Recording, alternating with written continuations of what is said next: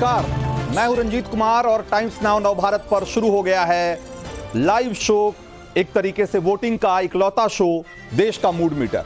तो आप अपने मोबाइल को निकालिए और जो स्क्रीन पर आपको क्यूआर कोड दिख रहा है उसे स्कैन करिए।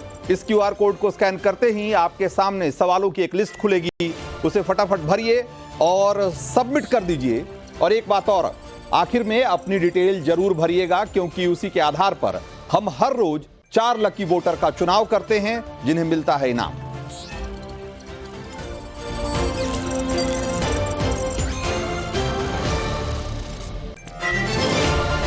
तो आप देश का मूड मीटर घुमाना शुरू करिए और हम आते हैं सीधे मुद्दे पर। 6 दिन बाद देश में लोकसभा की 102 सीटों पर वोटिंग होनी है, मतलब करीब 20% सीटों पर मतदान हो जाएंगे। मगर इस बार चुनाव में ऐसा लग रहा है जैसे विपक्ष ने मोदी को वॉक ओवर दे दिया है। कम से कम प्रचार के मैदान में विपक्ष के ढीले तेवर देखकर तो ऐसा ही लग रहा है। एक तरफ मोदी धुआंधार प्रचार कर रहे हैं, उत्तर से दक्षिण और पूरब से पश्चिम पूरा देश नापने में लगे हुए हैं। बीजेपी के स्टार प्रचारक अमित शाह, राजनाथ सिंह, नड्डा और योगी भी उसी मोड में दिखाई दे रहे हैं। इंडी गठबंधन के साथ अगर देखें तो विपक्ष के नेताओं में भी उस तरह का न तो उत्साह दिखाई दे रहा है और न एग्रेशन दिखाई दे रहा है। अब जरा देखिए, राहुल गांधी पहली बार 3 अप्रैल को चुनावी रैली के मंच पर दिखे थे और देश के सबसे बड़े राज्य यूपी में अगर देखें तो अखिलेश ने आज जाकर प्रचार अभियान की शुरुआत की। मायावती की भी पहली चुनावी रैली कल थी। सवाल यह है कि क्या विपक्ष ने लड़ने से पहले ही हथियार डाल दिया है? यह फर्क सिर्फ रैली और रोड शो में नहीं दिख रहा, उनके नंबर्स में नहीं दिख रहे, बल्कि मुद्दों को लेकर भी विपक्ष या तो बैकफुट पर है या थोड़ा कंफ्यूज दिख रहा है। सबसे ज्यादा सीटों वाले यूपी को अगर देखिए तो योगी और अमित शाह यहां दंगों से लेकर और माफिया के सफाए जैसे तमाम मुद्दों पर बहुत आक्रामक दिखाई दे रहे हैं। क्या विपक्ष के पास इसकी कोई मजबूत काट दिख रही है आपको? जरा एक बार देखिए क्या चल रहा है यूपी की सियासत। एक दुर्दांत माफिया ऐसा भी था, बहनों और भाइयों, जब समाजवादी पार्टी की सरकार के समय चलता था तो मुख्यमंत्री हो या मुख्य न्यायाधीश, इन सब के काफिले रुक जाते थे और माफिया का काफिला निकलता था। और जब हमने कार्रवाई की उस माफिया के खिलाफ और उसको रगड़ करके कोर्ट के सामने प्रस्तुत किया तो उसकी पैंट गीली हो गई थी। आज देख रहे हो दंगा करने वाले भूल ही गए, दंगा भी कभी होता था। उल्टा लटका दिया जाता है उनको। दंगा करते हैं तो तुरंत पकड़ करके उल्टा लटका कर नीचे मिर्च का झोंका लगा दिया जाता है कि हमेशा के लिए भूल जाए। ये सरकार ऐसी है जिसने इलेक्टोरल बॉन्ड के नाम पर बड़े बड़े उद्योगपतियों को सीबीआई, ईडी, इनकम टैक्स से डरा करके इन्होंने वसूलने का काम किया है। और ऐसी वसूली पूरे देश ने नहीं देखी होगी जैसी सरकार में हुई है। तो अटल जी की एक कविता है कि छोटे मन से कोई बड़ा नहीं होता और टूटे मन से कोई खड़ा नहीं होता। विपक्ष के चुनावी अभियान को देखकर ऐसा ही लगता है कि वो एक हारी हुई लड़ाई लड़ रहा है, और वो भी आधे मन से। हाल ही में कांग्रेस से बीजेपी में आए गौरव वल्लभ कल मेरे ही साथ इंटरव्यू में थे और उन्होंने कहा कि कांग्रेस वर्किंग कमेटी के 80 में से करीब 77 लोग चुनाव नहीं लड़ रहे। आखिर वजह क्या है? हार का डर है या नेतृत्व पर भरोसा नहीं? सवाल और भी बहुत सारे हैं जिस पर हम बात करेंगे, लेकिन उससे पहले वो सवाल जिसका जवाब आपको देना है और जिन जवाबों के आधार पर घूमेगा देश का मूड मीटर, जरा उन सवालों का पर एक नजर डाल लेते हैं। सवाल नंबर 1 जरा दिखाइए, विपक्ष का देर से चुनाव प्रचार शुरू करना क्या कहता है? और ऑप्शन है आपके पास, वोटिंग से पहले हार मान ली है। ऑप्शन बी है रणनीति बनाकर मैदान में उतरे हैं, ये उनकी रणनीति का हिस्सा हो सकता है, उनकी स्ट्रेटजी हो सकती है कि हम देर से चुनावी मैदान में उतरेंगे। और ऑप्शन सी है विपक्ष कंफ्यूज लग रहा है। सवाल नंबर 2, यूपी में मोदी योगी की जोड़ी क्या कमाल करने वाली है इस बार? और ऑप्शन है आपके सामने, 80 की 80 सीटें जीतेंगे, पिछली बार से बेहतर प्रदर्शन करेंगे, या पिछला प्रदर्शन दोहराना भी इस बार चुनौतीपूर्ण होगा। आप क्या सोचते हैं? इन सवालों के जवाब में जल्दी जल्दी हमें बताना शुरू करिए, मूड मीटर घुमाना शुरू करिए, स्कैन करिए और वोट करिए। सवाल नंबर 3, इस चुनाव में यूपी में माफिया का मुद्दा किसके फेवर में जाएगा? ऑप्शन ए है बीजेपी को बहुत बड़ा फायदा होगा इसका। ऑप्शन सी है इंडी गठबंधन का वोट बढ़ेगा, और ऑप्शन सी है माफिया को, माफिया राज कोई मुद्दा ही नहीं है इस चुनाव में। आप क्या सोचते हैं, बताना शुरू करिए हमें। और जरा सवाल नंबर 4 दिखाइए। यूपी में बाबा ने दंगाइयों को क्या वाकई ठंडा कर दिया है, जैसा कि आज वो कह रहे थे? हां, दंगाइयों की हिम्मत तोड़ दी। ऑप्शन ए, ऑप्शन बी नहीं, दंगाई मौके के इंतजार में है अभी, और ऑप्शन सी दंगा पॉलिटिक्स चुनावी है, सिर्फ चुनावों में बात होती है, बाकी इसका कोई बहुत मतलब नहीं है। सवाल नंबर 5, आखिरी सवाल दिखाइए। राहुल के खटाखट गरीबी हटाने वाले वादे को आप कैसे देखते हैं? और ऑप्शन है ये सिर्फ चुनावी वादा है, ऑप्शन बी है राहुल चाहकर भी नहीं कर सकते, अगर वो कह भी रहे हैं, लेकिन अगर बाय द वे उनकी सरकार बन भी जाती है तो वो चाहकर भी ऐसा नहीं कर पाएंगे, और ऑप्शन सी है पहले सरकार में तो आ जाएं। तो ये हैं 5 सवाल जिसका कि आपको देना है जवाब, और आपके जवाबों के आधार पर घूमेगा देश का मूड मीटर। हम बताएंगे कि आपको हम बताएंगे कि गेस्ट और हमारी राय क्या है, और आप बताइए कि इन मुद्दों पर आप क्या सोच रहे हैं। तो हमारे साथ कुछ खास मेहमान हैं, लेकिन उनमें से अभी सिर्फ राजकुमार भाटी हमारे साथ जुड़ पाए हैं, बाकी लोग अभी बस जुड़ने ही वाले हैं, इसलिए हम सीधे राजकुमार भाटी के पास ही चलेंगे। राजकुमार जी, आज 12 तारीख हो गई, 5 दिन बाद चुनाव प्रचार अभियान पहले चरण का खत्म हो जाएगा। बहुत देर से ऐसा नहीं लग रहा है कि मतलब ऐसा, खास करके अगर बॉडी लैंग्वेज अगर आप देखते हैं अखिलेश यादव का, तो अगर बॉडी लैंग्वेज पर मैं अगर जाऊंगा तो थोड़ा आपको बुरा लगेगा, आप कहेंगे कि आप जरूरत से ज्यादा विश्लेषण कर रहे हैं। मैं वो छोड़ दूंगा बीजेपी के हमारे जो अभी गेस्ट जुड़ेंगे, मेहमान जुड़ेंगे, उनके लिए। मैं सिर्फ ये कहता हूं कि ऐसा नहीं लग रहा कि बहुत देर से शुरुआत की है आप लोग? नहीं, आप बिल्कुल जो बात आपको कहनी है आप पूरी कहो, बुरा हम मान भी लेंगे तो हम आपका क्या बिगाड़ लेंगे? नहीं सर, हम कह ही सकते हैं ना सर, हम कह ही सुन सकते हैं, और क्या। बाबा रामदेव की भाषा में हम क्या पूछ पाड़ लेंगे आपकी? जो हमें तो आदत पड़ चुकी है सुनने की, खूब आलोचना, और खूब आलोचना से भी आगे बढ़ के निंदा हमें सुनने की आदत पड़ चुकी है। अखिलेश यादव जी की बॉडी लैंग्वेज ये बता रही है कि उत्तर प्रदेश में भारतीय जनता पार्टी को भारी नुकसान होने जा रहा है। उत्तर प्रदेश के लोकप्रिय नेता और इस समय एक छत्र नेता अखिलेश यादव जी हैं, जो आम जनता के मुद्दे उठा रहे हैं। अभी योगी आदित्यनाथ जी की आप बाइट सुनवा रहे थे, उल्टा लटका के मिर्ची का छौंक लगा देते हैं, किसी मुख्यमंत्री की भाषा हो सकती है? ये गली के जो टपोरी बोलते हैं नुक्कड़ पे खड़े होकर और धमकाते हैं लोगों को, सामान्य लोगों को कि ए तुझे देख लूंगा, मेरा वो नहीं देख। भाषा से ज्यादा जरूरी एक्शन नहीं है क्या?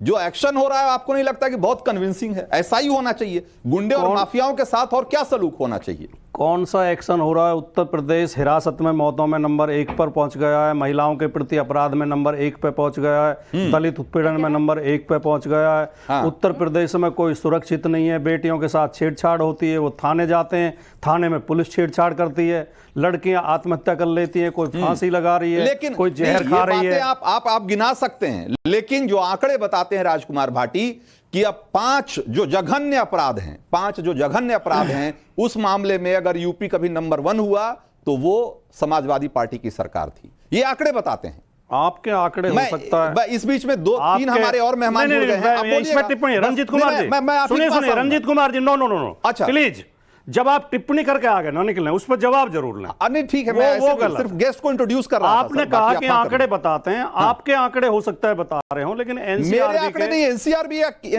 आंकड़े हैं सर। राष्ट्रीय अपराध अनुसंधान के आंकड़े ये बताते हैं, सरकारी आंकड़े, कि उत्तर प्रदेश में 11 रेप रोजाना और 10 हत्याएं हो रही हैं, और ऐसा कभी अब से पहले नहीं हुआ। योगी जी के शासन से पहले उत्तर प्रदेश में इतना क्राइम कभी नहीं था जब 11 रेप रोजाना और 10 हत्याएं रोजाना हुई हो। अब आप बोलिए जो आपको बोलना। ये एनसीआरबी के आंकड़े हैं, लेटेस्ट जो हम सर आपने जो कहा है वो भी वेरीफाई करा लेते हैं सर। हाँ, जरा वेरीफाई किया जाए जो कह रहे हैं जरा, और समाजवादी पार्टी की सरकार के समय में जो आंकड़े थे जरा उससे एक बार इसको मैच कराने की जरूरत है। हाँ ठीक है, हम इस पर आएंगे। बाकी हमारे साथ 3 और मेहमान जुड़ गए हैं। साजिया इल्मी है, प्रवक्ता बीजेपी की, ममता काले राजनीतिक विश्लेषक, और तहसीन पूनावाला है हमारे साथ राजनीतिक विश्लेषक के तौर पर। कांग्रेस का पक्ष रखेंगे। तहसीन जी, राहुल गांधी तो खैर आज तो अखिलेश यादव ने तो शुरुआत भी कर दी, राहुल गांधी यूपी कब आएंगे? भाई राहुल गांधी, ऐसा लग रहा है कि आप अगर उनकी रैलियां देखें और उनके कार्यक्रम देखिए तो आपको लगता है, आपको साफ साफ समझ में आ रहा है कि लड़ाई किस तरफ जा रही है।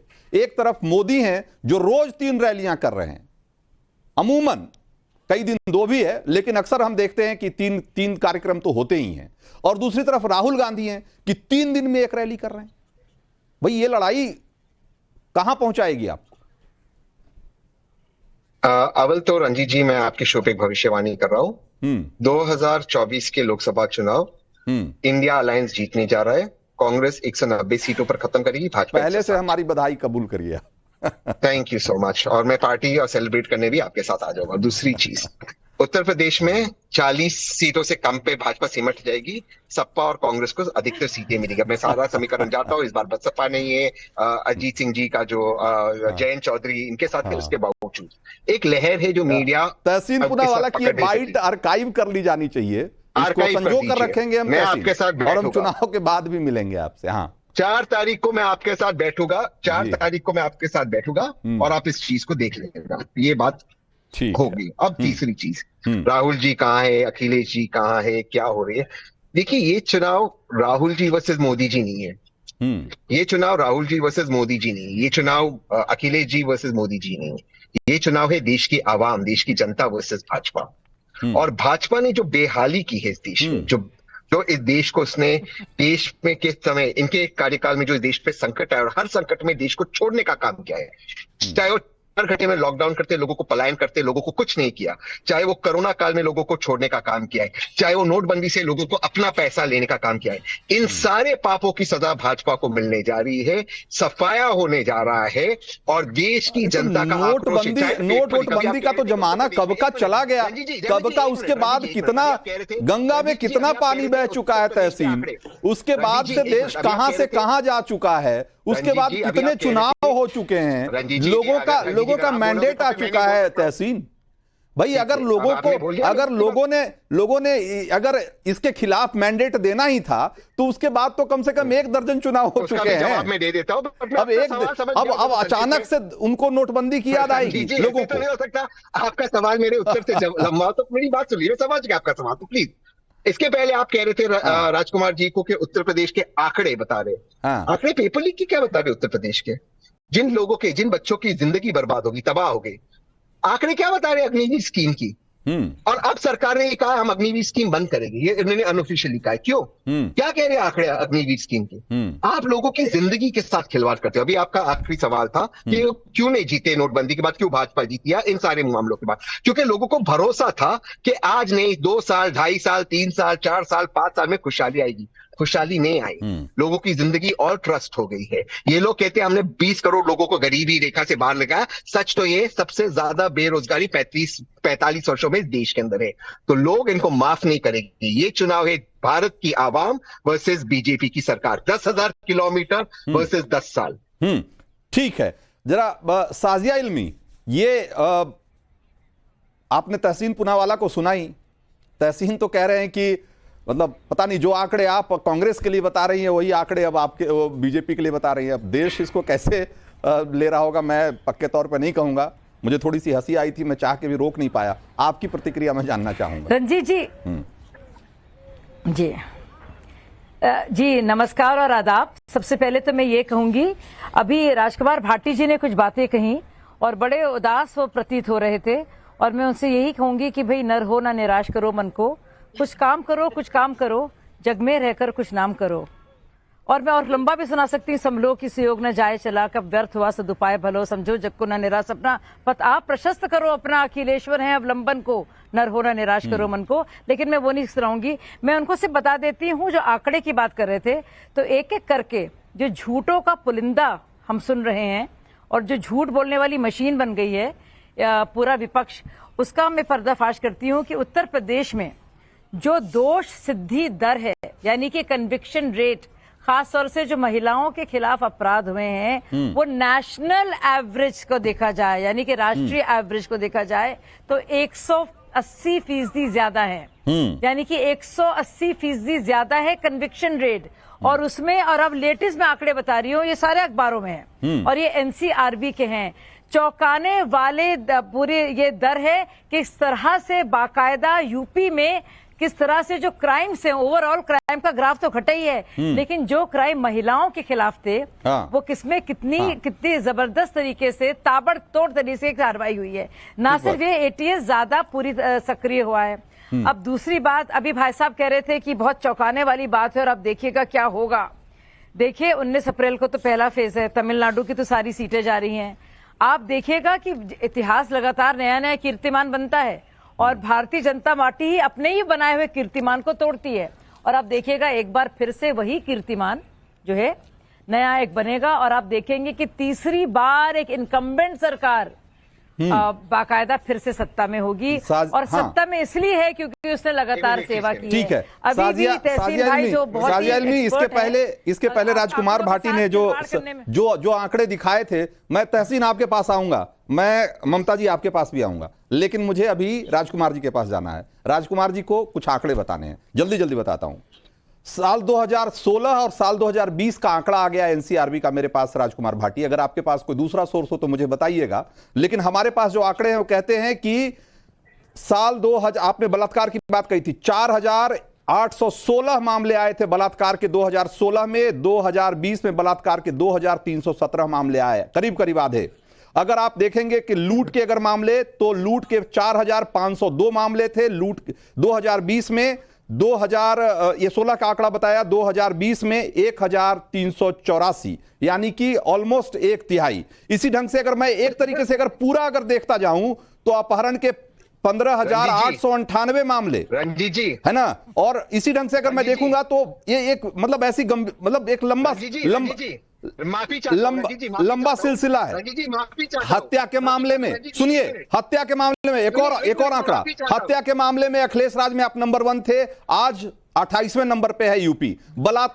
ये 2022 का 22 का आंकड़ा है, 16 वर्सेस 22। बलात्कार नंबर 1 था, आज 24वां नंबर है। डकैती चौथा नंबर था यूपी आपके समय में, आज 31वां नंबर है। अपहरण में यूपी नंबर 1 था 2016 में, आज 30वां नंबर है। मेरे पास ये आंकड़े हैं, ये वेरीफाइड आंकड़े हैं, ये चेक किए हुए आंकड़े, रीचेक किए हुए आंकड़े हैं। अब आप बताइए, इसके बावजूद आप कह देंगे, ऐसे नेशनल टेलीविजन पर आके सर कुछ भी ऐसे नहीं बोलना चाहिए सर। एक तो मेरी बहन साजिया इल्मी को मेरी उदासी, निराशा, हताशा बड़ी दिखाई दे रही है मेरे चेहरे पे। मैं बहन को बता दूं कि सुबह 6 बजे घर से निकला था, चुनाव चल रहे हैं लोकसभा के, और मैं केवल चैनल के दफ्तर में नहीं बैठता हूँ स्टूडियो में, मैं फील्ड में भी काम करता हूँ। सुबह 6 बजे का निकला हूँ, प्रचार करके गाँव से अब स्टूडियो पहुँचा हूँ। बहन मेरी फेशियल करा के और वो करा के सीधे आके इसमें बैठ गई होंगी कैमरे के सामने, तो आपके मेरे चेहरे में फर्क नजर आएगा। दूसरी बात, रंजीत कुमार जी, कृपया मेरी बात हो जाने दें। ये बात साजिया, इनको कृपया मेरी बात हो जाने, जो मैंने सवाल किया इसका जवाब देने दीजिए। दूसरे रंजीत कुमार जी, पता नहीं, मुझे नहीं पता कि आप क्यों सरकार का जवाब देने के लिए आंकड़ों में उलटफेर करते हैं, झूठ बोलते हैं, झूठे आंकड़े पेश करते हैं। आपने कहा कि 16 के आंकड़े बताए और 20 के बताए। 20 के बाद तो 4 साल और गुजर चुके हैं, यमुना में बहुत पानी बह चुका। अरे 2022 के भी आंकड़े बताए हमने आपको। सुन लीजिए मेरी बात, आपने केवल 16 के बताए और 2022 की भी आंकड़े मैं जो आपको बता रहा हूं, मैं 23 की एनसीआरबी जो लेटेस्ट रिपोर्ट आई है 2023 तक की, क्या कितना, तो 23 तो अभी खत्म हुआ। अगर आप दोनों चिल्लाते रहेंगे तो मैं क्यों बोलूं, मैं चुप बैठ जाता हूं। रेट है नहीं, अगर 80%। आपको मेरी बात सुननी नहीं है तो मैं चुप बैठ जाता हूं। नहीं, बिल्कुल नहीं, मैं कह रहा हूं कि देखिए, अब दोनों बहन भाई तो चिल्ला रहे हैं मेरे ऊपर, मैं कैसे बोलूं।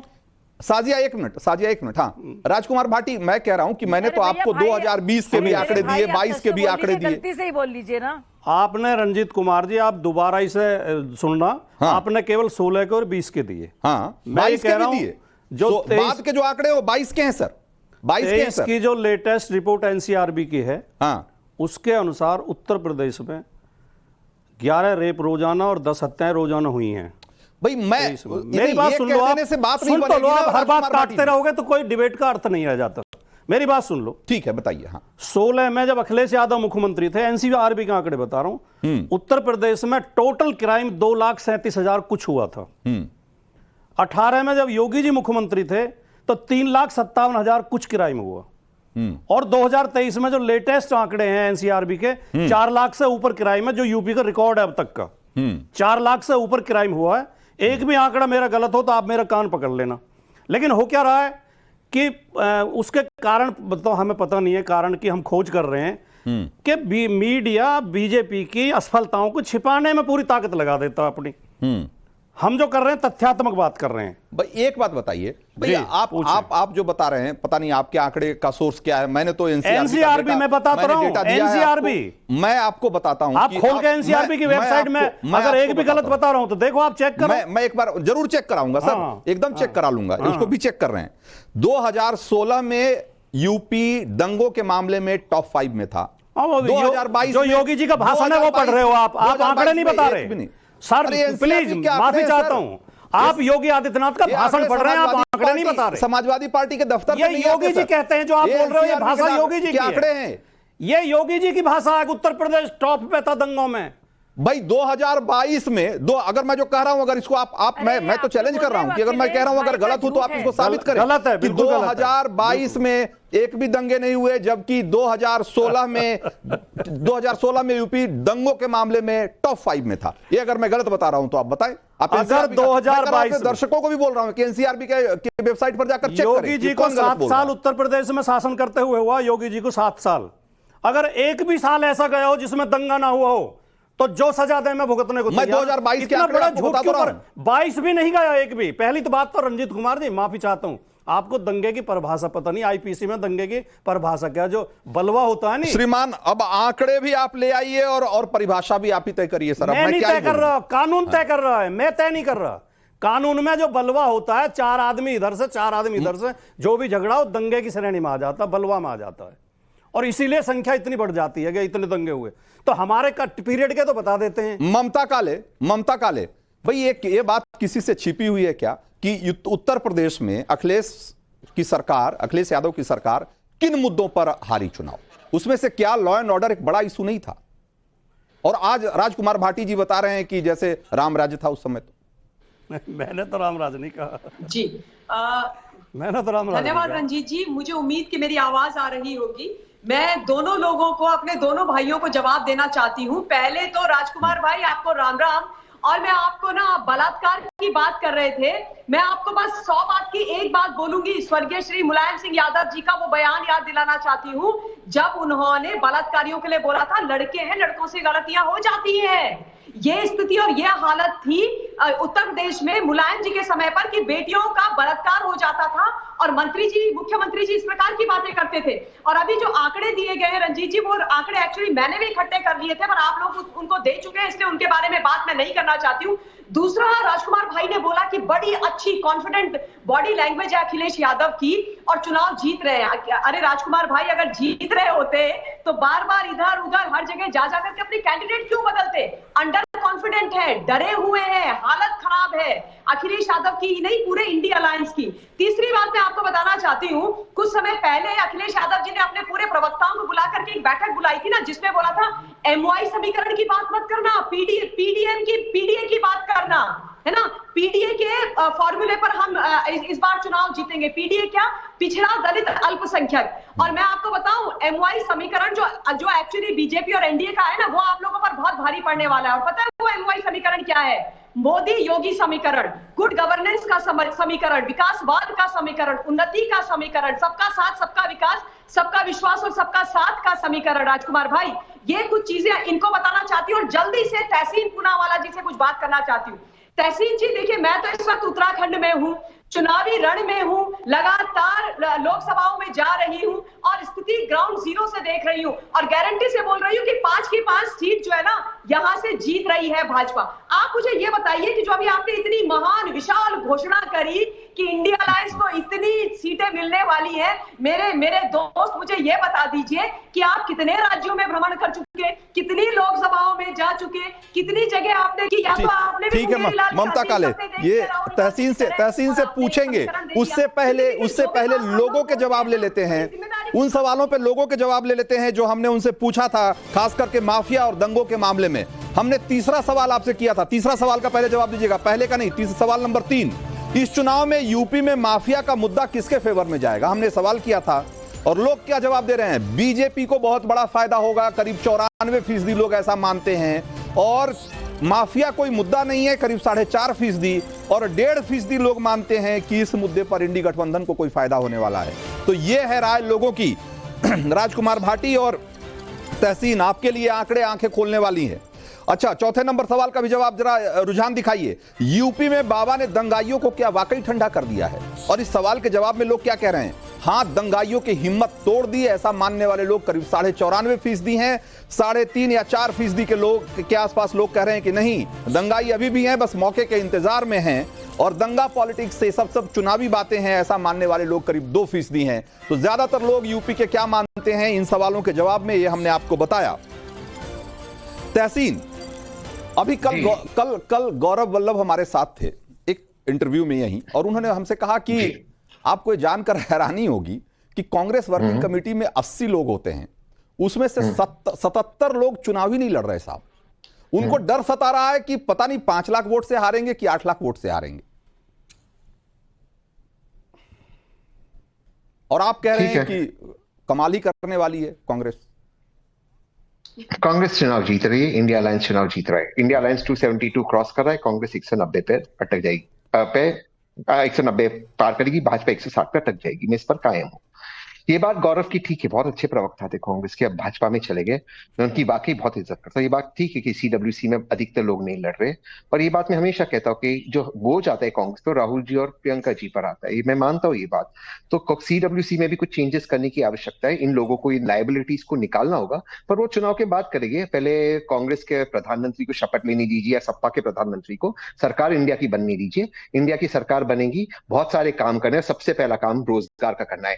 देखिए, कांग्रेस कमेटी में कोई लड़ रहा है चुनाव, ये नहीं लड़ रहा है, इससे तो बेरोजगारी की समस्या समाप्त नहीं होगी। जो बेरोजगारी की कॉन्फिडेंस दिखाता है, ये कॉन्फिडेंस दिखाता है तहसीन कि आपके नेतृत्व में या आपकी चुनावी स्ट्रेटजी में या आपके मुद्दों में लोगों का कितना यकीन है, आपके नेताओं का कितना यकीन है। लोग अगर चुनाव नहीं लड़ना चाहते हैं, बहुत सारे लोग हैं जिन्होंने टिकट वापस कर दिए और वो पार्टी बदल ली उन्होंने कि भाई हमको नहीं लड़ना। सही बात है आपकी, लेकिन ये बात क्यों नहीं बताई जाती कि कितने sitting members of parliament Bhajpa के कांग्रेस में आ गए, सिटिंग मेंबर ऑफ पार्लियामेंट, जहां पे डबल इंजन की सरकार है। अच्छा, मैं एक चीज बताना चाहता था, ये भाजपा के अभी कल मेरे पास एक आंकड़ा आया, मैं बोलूंगा तो फिर आपको बुरा लगेगा। 21,000 नेता, अगर आप देखेंगे तो 21,000 पूरा आंकड़ा है, जिसमें कि पूरे देश में 21,000 कांग्रेसी, जिसमें छोटे बड़े सभी नेता हैं, उन्होंने कांग्रेस छोड़ के बीजेपी ज्वाइन कर लिया। अकेले राजस्थान में 9,000 लोगों ने पार्टी बदल ली साहब। करेक्ट, ठीक है। हाँ, तो फिर तो मैं इसका जवाब दे देता हूं। फिर मैं अपना एक आंकड़ा बताना चाहता हूं। मैं माननीय प्रधानमंत्री का शुक्रगुजार हूं इस चीज के लिए, जेन्युइनली, क्योंकि जब 4 तारीख को सरकार बनेगी, ये चुनाव हो रहा है कांग्रेस राहुल गांधी वर्सेस कांग्रेस नरेंद्र मोदी। जिस व्यक्ति ने ये शपथ ली थी कि वो कांग्रेस मुक्त भारत करेंगे, वो कर रहे हैं भाजपा युक्त कांग्रेस। तो कांग्रेस नरेंद्र मोदी वर्सेस कांग्रेस राहुल गांधी का चुनाव है। मैं थैंक यू कहता हूं, लेकिन मैं एक चीज कहना चाहता हूं, बाकी अखिलेश की कोई गिनती नहीं कर रहे हैं। एक ही लाइन से मैं अपनी बात समाप्त करना, एक ही लाइन। देखिए, राजकुमार जी ने भाई सही आंकड़े दिए एनसीआरबी के डेटा पे, और मैंने उसको चेक किया टाइम्स ऑफ इंडिया से। टाइम्स ऑफ इंडिया पे आपको तो भरोसा होगा, मेरे को एनसीआरबी का डेटा कहता है कि Uttar Pradesh tops of 4 consecutive year. लेकिन आंकड़े में जुगाड़बाजी कैसी होती है मैं बताता हूं। राजकुमार जी देखिए, इसको कहते हैं जादूगरी। कौन सा आंकड़ा बताया गया? 2016 का, और उसके मुकाबले बताया गया 2020-21 का आंकड़ा रेप्स और मर्डर का। 2020-21 में लॉकडाउन था ना राजकुमार जी, आपको याद है लॉकडाउन? ये देखिए, इस चीज में मैं ऑब्जेक्शन लेता हूं। मैं आप पे नहीं कह रहा हूं व्यक्तिगत तौर से, ये जो आंकड़ेबाजी है। आप 2023 का बताइए ना, टॉप करते हैं उत्तर प्रदेश, टॉप नंबर 1। आंकड़ेबाजी की बात यहां तक कि लॉकडाउन में भी नंबर 1 था उत्तर प्रदेश। मैं अब इसमें मैं राजकुमार भाटी जी, मैं तहसीन आपने बाजीगरी क्या कहती है, बाजीगरी क्या कही जाती है तहसीन, मैं बताता हूं असली बाजीगरी मैं बताता हूं तहसीन। राजकुमार भाटी जी ने अभी हमसे क्या कहा कि मैं 2023 के आंकड़े बताता हूं। तहसीन, आपके पास भी मोबाइल है और इंटरनेट है उसमें, राजकुमार जी के पास भी है, ममता जी के पास भी है और साजिया के पास भी है। मैं सबको कहूंगा कि आप जरा एनसीआरबी की वेबसाइट पे जाइए और देखिए कि सबसे लेटेस्ट डेटा कब का उपलब्ध है। मैंने 16 और 22 का डेटा बताया, 16 और 20 का भी बताया और 16 और 22 का भी बताया। जो लेटेस्ट डेटा है वो 2022 का है, जो 2023 में जारी हुआ है। मैंने वो डेटा कोट किया। लेकिन रंजीत जी, आपका डेटा बिल्कुल सही है, आपका डेटा बिल्कुल सही है, एनसीआरबी का डेटा है। हाँ, पर परेशानी और वो 2022 का डेटा 2023 में, 2023 का डेटा अभी तक नहीं आया है राजकुमार भाटी जी। एनसीआरबी की वेबसाइट पर 2023 का डेटा नहीं है, क्योंकि 2022 का डेटा 2023 में पब्लिश हुआ है। यूपी हाँ जब मैं आंकड़े दे रहा था तो बहन ममता काले मोबाइल में चेक कर रही थी उस पे जो इस पे गूगल पे, तो इन्हें जो जी चेक कर रही थी कि कितना झूठ बोल रहे हैं आप। मैं बोल रहा हूँ मैं बोल रहा हूँ, मैंने भी वेबसाइट खोली, मैंने भी, तो जो इन्होंने पढ़ा था वही मुझे भी निकल आया, जो इन्होंने पढ़ा था वही। अगर आप खोल लेते बहन सुन तो लो, समझ में आता है एनसीआरबी के वेबसाइट पे ऐसा कोई डेटा नहीं है जैसा आपने कोट किया, जैसा कोट किया राजकुमार भाटी जी। जी जी अगर ये भी खोल लिए होते, सुन तो लो मैं क्या कह रहा हूँ। बहुत देर से सुन रही हूँ मैं, बिल्कुल नहीं सुनना है मुझे। मत सुनो, आपकी मर्जी है। खोल लिए होता है जैसे कि ममता जी और मैंने चेक करे, तो शायद बेचारे झूठ बोलकर इतने बेवकूफ साबित नहीं होते कि इनको ये भी नहीं पता कि असली आंकड़े क्या है। अब मैं बोलूं, से एनसीआरबी क्या, और अपना मजाक नहीं बनवाते। अब मैं बोलूं, पूरी दुनिया को पता चल गया है कि कितना झूठ बोल रहे हैं भाई साहब। अब मैं बोलूं, अपना क्यों मजाक बनवा रहे हैं भाई, बार बार। भाटी जी अगर 23 वाला मिल गया तो दिखा दीजिए ना, इतना क्या, इतना भी क्या सोचना, मिल गया हो तो दिखा दीजिए 23 का आंकड़ा। हाथ कंगन को आरसी क्या है, पढ़े लिखो को आरसी क्या। जिस तरह साजिया जी डिबेट कर रही है इस तरह तो डिबेट नहीं होती, इस तरह तू मैं होती है साजिया जी। फिर झूठ बोल रहे हैं भाई। हाँ मैं बोल रहा हूँ, अरे तू तो मैं की बात ही नहीं भाई साहब, ये तो वेबसाइट पर है। मैं तू ना मैं, ये तो वेबसाइट है, ये रंजीत कुमार जी कृपया मेरी बात सुनिए। साजिया बोल लेने दीजिए ना, भाटी जी के पास हो सकता है कोई आंकड़ा आ गया होगा 23 का, दिखा लेने दीजिए उनको भी एक बार। बहुत देर से बोल रहे हैं। नहीं बिल्कुल नहीं रंजीत जी, बिल्कुल नहीं, लगातार ये झूठ बोल रहे हैं और इनका पर्दाफाश करना जरूरी है। और मैं बिल्कुल बोलूंगी, नेशनल क्राइम ब्यूरो जो है एनसीआरबी का है, ये पूरा रिकॉर्ड ब्यूरो है, ये एक ही सबसे ज्यादा क्रेडिबल वो है सोर्स। ठीक है वो जरा अब भाटी जी दिखा देना, कोई सबूत ले आए होंगे क्या मालूम।